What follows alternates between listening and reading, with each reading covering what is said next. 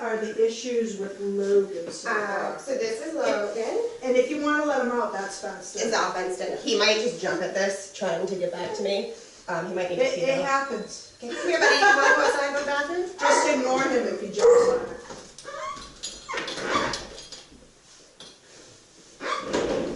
But come here. Look. Logan. Hi. Oh, interesting smells. Watch out for the poopy. Don't want you to get caught on anything. So You can sit down. So that's Logan. He is 4. Yeah. He's lived with me since I brought him home on Labor Day weekend, but I've known him since he was a puppy. He's my sister's dog, and he got too big. Okay. So when I can only have 2 dogs, and when my second dog passed in August, I agreed with my parents to take him. So he's pretty mellow. Yeah. He's great in the house. I could leave him all day. Yeah. He lives with another dog. He's lived with both of my other dogs before my dog passed away. Great with them. Yeah. He lived with like a medium 60-pound dog, perfect with her. And she had a ton of like really bad medical problems, and he was real gentle. And he lives with a 6-pound dog now. Okay. And he's perfect with them. Okay. Never bothered them. Okay. The other dog is actually like a little bit more. Okay.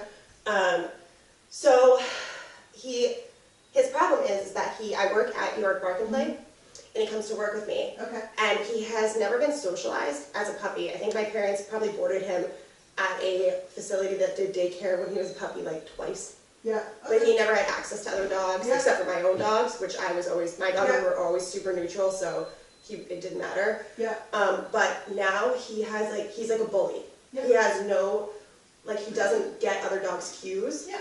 I have videos, a couple on my phone I can You show call you. that socially awkward. He's super socially awkward. Actually, in my car, I have 2 videos I can show you if you want.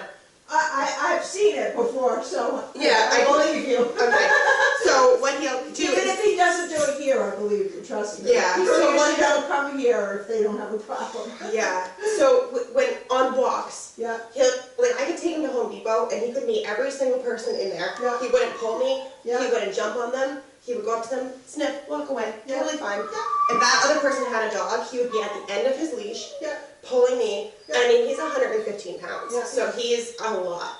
Hi, bud. He says, no, I'm not. Yeah, She's sweet. He is. Like, Yeah, people, I he's know. perfect. But he'd be at the end of his leash, like, completely overstimulated, Yeah. like, not desensitized to dogs at all, even though he comes to work with me and sees other dogs all the time. Yeah. So, and then at work, he's become really picky about who his friends are. I don't know if it's because I'm there and he's there a lot, or he used to be there a lot, he doesn't go anymore. And he thinks that he needs to kind of set a hierarchy for himself. But he started, dogs that are smaller than him, to greet them, he started standing over them and then pinning them to the corner. To greet dogs on leash, he'll also stand over them and pin them down, but he'll never make contact with his mouth. Okay, that's good. When he plays, he doesn't do the play bow, back off, play bow, back off. He play bows and then barks at them and goes forward and goes forward. You can see, I have a video, you can see where he's here and he's got another dog his size and he's just backing that dog into different corners. Like, he's not letting that dog come at him at all. Okay. When he does have a few dogs he plays really well with where he'll go back and forth and he'll actually lay down, but he doesn't know to stop. Yeah. He doesn't get their cues, he doesn't... That's good, he sounds healthy for a 40-year-old anyways. Yeah. So the thing is that, so my biggest thing is that I would, at the very, very least, because I know he needs a lot of exercise, I need to be able to walk him. I feel like I should be able to walk him on a flat collar. He should listen to me. He should not be at the end of the leash. I should be able to walk him past dogs, no problem. Okay. That is my very least. But you know that until we go up to there's training that you absolutely. Get that, and tools you need to. Yes. So he's had no training until I took him, and now he's been to 2 obedience classes. Okay. So he can do all of the tricks and everything. Oh, that's rude, don't do that. Oh. You can just ignore him, because he'll just start to do it more as you acknowledge him. So he can do sit, stay, wait, you can do all of that. But not when there's another dog there. But not when there's another dog. So at the obedience classes, it was kind of like one of the like they were more for puppies than like dogs who have Well, problems. I mean, there's a lot to go over here, but with group classes, it's hard because the dogs in the group class are usually the same dogs all the time. You know what I mean? Mhm. So they get used to those dogs. So, because I worked in I volunteered at Doberman Rescue before this, Mhm. and so we would have classes for the dogs there, and it was interesting to see that if a new dog came into the group, the whole pack would change. Yeah. You know what I mean? And it Yeah. took training to get them to ignore that new presence. But that's just the problem with group classes. They get used to that pack. I mean, it's helpful in a lot of ways, but they get used to that pack. Right. You know what I mean? And then when you go to Home Depot and there's another dog that's a different pack, then they're not used to that dog. Yeah. You know, so they've gotten one way in a pack of dogs, but they're not used to the strange dog that's going to come in. Right. And I figured that, I mean, he's a smart dog, and I work with dogs, so I figured I could probably stay at home and train him myself, like, as far as, like, a sit, stay, and all that. Right. But I thought if I took him to group classes, it would force him to have No, to learn group those classes are things. great, but that's the one limitation. Yeah. They're not going to see a Right. stranger dog come into the group. Right. You know And what I mean? So my issue with my other issue was, it was kind of like, I mean, I had the oldest, biggest dog. Nobody really wanted to meet. I mean, he looks kind of scary, I guess, whatever. I mean, nobody would want to do meet and greets with him. Like, the trainer ended up bringing her own dog in. I mean, and he's rude. He's not aggressive, like, he's No, I he's not understand. ratting, Yeah. but he's rude. He's super rude. He's socially awkward. Super socially awkward. I mean, 4 years old, and he's been around dogs, like, my own personal dogs, Yeah. like, which I said have always been, like, older and neutral. Yeah, And he's been around dogs maybe 2 other times. yeah. And at work, I'm finding all of these things that, like, my parents are like, he's great. He goes over to the neighbor's house. And I'm like, Yeah. okay. I'm finding all these things, like, he's real weird around unaltered males. Yeah. If a dog's smaller than him, he's going to get on top of that dog.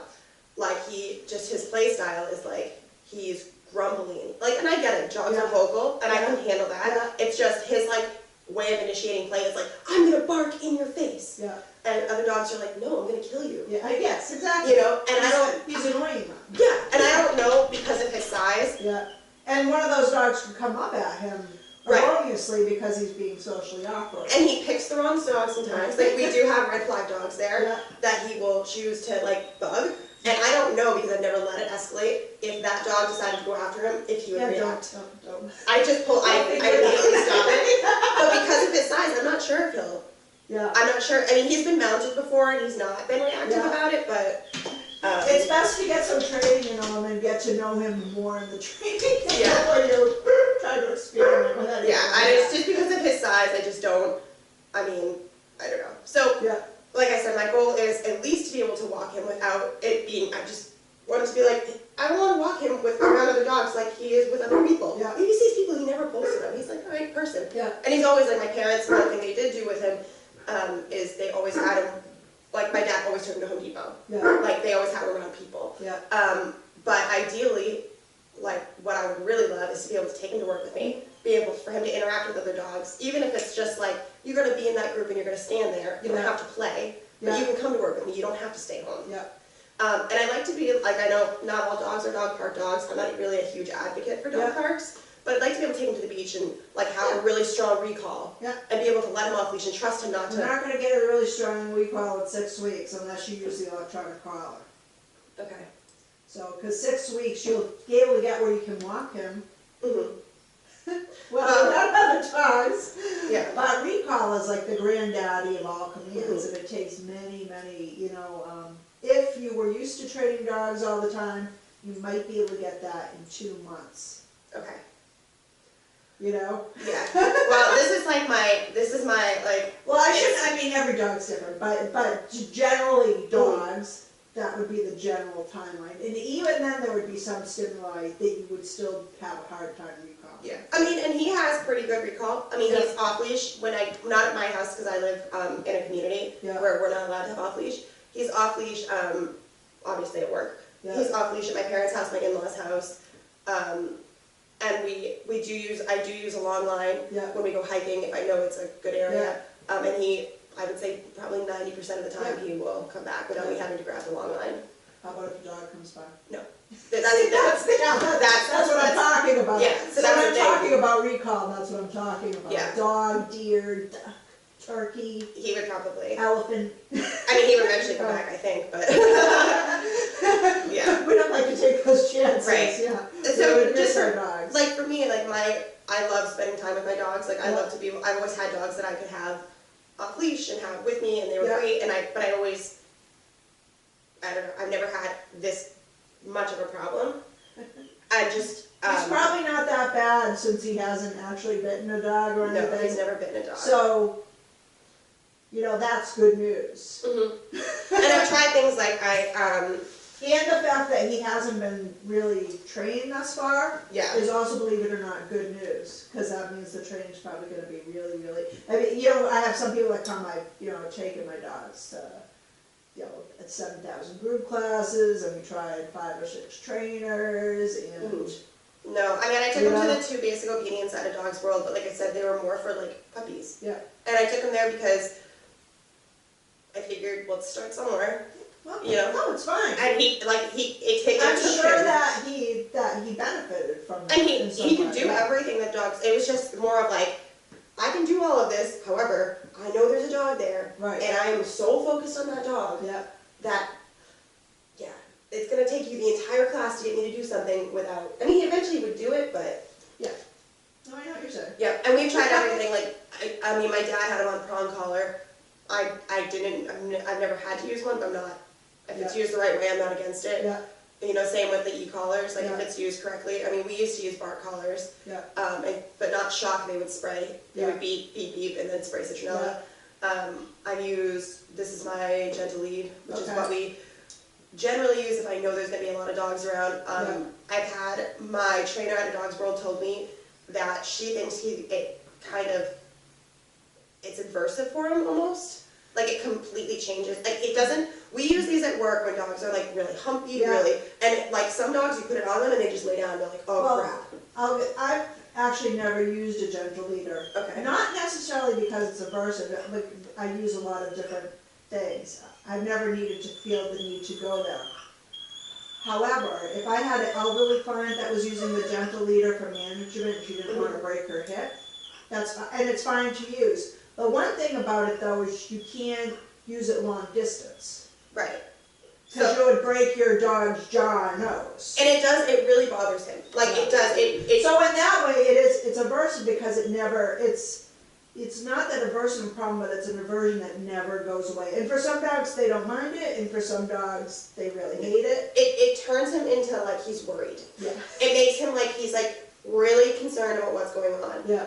And also like he will like rip his face off sometimes if he like it'll be weird because he'll wear it for an hour. No, I wouldn't put it on for an hour. Say he wears it for half an hour and then randomly he'll just lay down and start ripping at his face. Yeah. So I only put this on at like if we're gonna go to the vet and the vet's office is full of other dogs, or if we're hiking and I know that there's like a pack of dogs coming. Other than that, I try to use the black collar and try to use like him to do what I want him to do. Black collar, the only thing is you have no timing with it. Right. It's very hard to time a black collar. It's very sloppy. Right. So he has a martingale on. He's pooping now. Yay! But he's better in there than in the middle of our lesson. Oh no, he would never. He has never. He's so super good potty trained. Well, you never know. They get nervous in a new situation whenever you do a lot of work. Even when we went to the dog class, they were like, "Oh, this is the mat that every dog pees on." He sniffed it and walked away. My other dog is teeny tiny, and when it's like really bad weather, sometimes he'll have an accident in the house, and he'll go over and sniff it and just be like, he's held it for. I mean, he's had to stay home sometimes, so. But yeah, so that's kind of my thing. Like I'd like him just to be able to come places with me and be around other dogs if that's what I do for a living. So. I think that will be achievable. All right. You can never say never. I mean, you know what I mean? No, yeah. By watching him and listening to you. Yeah, and I'm willing to do sound like a problem. whatever, try whatever. We've tried. I've tried. I can't tell you in the 4 months I've had how much money I've spent on harnesses, collars. Well, the thing you have to remember about tools, which is really important, is they're just tools. They're nothing without you. So the tool never trains the dog. Mm-hmm. You're training the dog. So it's your inflection, it's your body movements, it's what you're doing, it's how clearly that you can have the dog understand what you want them to do. That's really what, I mean, we use the tool, the reason we use the tools is to make it a lot easier on us, because it's hard to wrestle a dog to the ground. You know? Yeah. We can't catch a dog if they're running away. Yeah. So we need tools for that reason, you know, to make it easier on us. But the tool doesn't train the dog. Yeah. And I think that part of it is me. I think that I'm just not sure how far he would go. Like, my last rescue that I had to put down in August, she was leash aggressive because she had never been on a leash and she had been tied up outside. Yeah. And when I got her, she was leash aggressive, but I trusted her. Yeah. Because I had her, she had lived with us at work, and I don't know, I just, for some reason I knew she was all talk. Yeah. I knew that it was all talk and she was just scared. Yeah. So I could deal with it, I could manage it, and I did, and eventually she was fine. But with him, it's like, he's not fearful because he has no reason to be fearful. I mean, well, we'll see when we're upstairs. Well, you never know. It's the dog's perception is their reality. Yeah. So just because you think, like, if I think my husband coming in the room shouldn't scare the dog might still be scared. It doesn't matter what I think the dog should be scared of. It matters what they're scared of. It's just my perception of it. Just from And sometimes it's hard to tell. Like, I have a dog that's scared of other dogs and she's very forward. Yeah. But you wouldn't think a dog that's scared is going to go forward, right? No, I would. I would think that. Well, some people wouldn't. No, I would assume definitely that they'll back up and go in a corner. Because I've seen it a million times. Yeah. I've seen dogs who are fearful of people, and their way of showing it is to lunge out and bite them. Right. And we work with it. Well, that's usually if they get close. You know what I mean? But at first, sometimes they're hiding behind their owner, and then as the person comes closer and closer, then they go forward because they're in panic mode now. Yeah. You know, they're so scared of that, and you're thinking, oh, it's just him, you shouldn't be scared. But the dog that's the reality right there. You have to start to change that reality through behavior modification and training and the relationship. Maybe it is. To me, I don't know why he Well, it might not be. Yeah, I think it's that he's never, my perception of it, and like I said, I'm not a professional. So I consider socially awkward somewhat different than fear, but sometimes they're a little bit conjoined. I think that he's never properly socialized, and I think that I think he's awkward, and I think that he is overstimulated. He doesn't know how to process like there's a dog and doesn't know how to just, it's so weird, because he can do a lot of those. He would never run up and jump on you and greet you, like he wouldn't, kids, and I hate this, but kids have run up, can I pet your dog? Yeah. My little dog would growl and be scared, because there's hands waving in his face. He'll just sit there. Yeah. Okay, you can touch me. Yeah, like I said, all dogs are different. They can separate that too. You can have dogs that are really aggressive towards people, and not aggressive at all towards strange animals that come up to them. You know, you just have to know, you know, and it sounds like you're doing a good job, what your dog's weaknesses are, so that you can focus on those. It's definitely. You know, and then you have dogs that, I had a dog, Jack, that I trained for competition obedience, and the list of his issues when I started with him, it took about 2 typewritten computer pages. Wow. You know, it was just like everything. Everything's fine. Wow. And then some dogs are really specific, so it's really hard if you have a dog that you have like, you know, he submissive peed, he marked peed, he peed because he couldn't hold it, he was afraid of lights on the wall, he was afraid of strange noises, he was afraid of men. I mean, the list just went on and on. He was aggressive towards dogs. It just went on and on and on and on. I didn't get him to, you know, compete with them. He just ended up excelling at what we were doing to get him under control, and you know, being a great dog for that. But you know, so when you have a short list, it's very helpful. For the things that could be, especially like he spent a lot of time in the house with my parents. Like, I mean, I'm not bashing my parents at all. Yeah. But my sister kind of she kind of got this dog. It was one of those like, oh, I brought home this puppy. Oh my God, he got huge. Here, mom and dad. And then she moved out, and my mom and dad were like, we're gonna retire. We don't want a huge. We have this huge dog, and like luckily they have a ton of land. Yeah. So they were able to like, but they never walked him. They never So when I got him, I was like, okay, well, here we go. I would say that his only other issues are he does have a little bit of separation anxiety. Not too bad though. He's been out there for a while and able to poop and hold it together. Yeah, he'll do this. He's not crate trained at home. He does have to go into a crate at work, and he'll do that same noise. Pretty much the entire day, no matter what I give him, raw bone, Tong, it doesn't matter. At home, I think